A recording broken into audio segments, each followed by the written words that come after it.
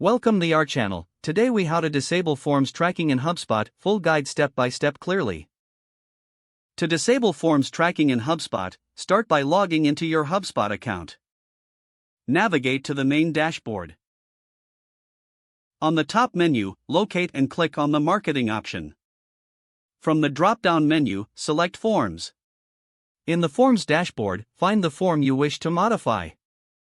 Click on the name of that form to open its editing interface.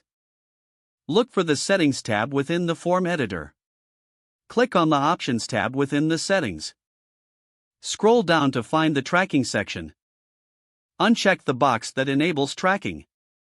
Once unchecked, the form will no longer track submissions. After saving, you can test the form to ensure tracking has been disabled. If you manage multiple forms, repeat the process for each one. Review your settings periodically to confirm that tracking remains disabled as needed.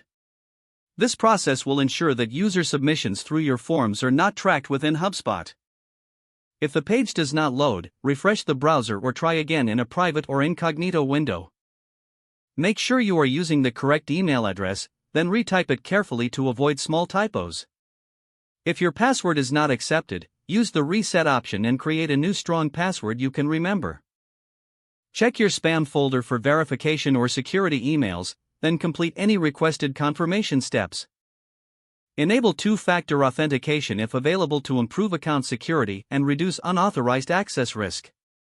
After signing in, review your profile details so your contact information and settings are accurate and current. If you see an error message, note it down and try again after restarting your device and internet connection. Log out when you finish, especially on shared devices, to keep your account and payment information secure.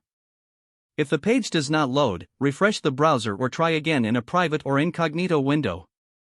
Make sure you are using the correct email address, then retype it carefully to avoid small typos.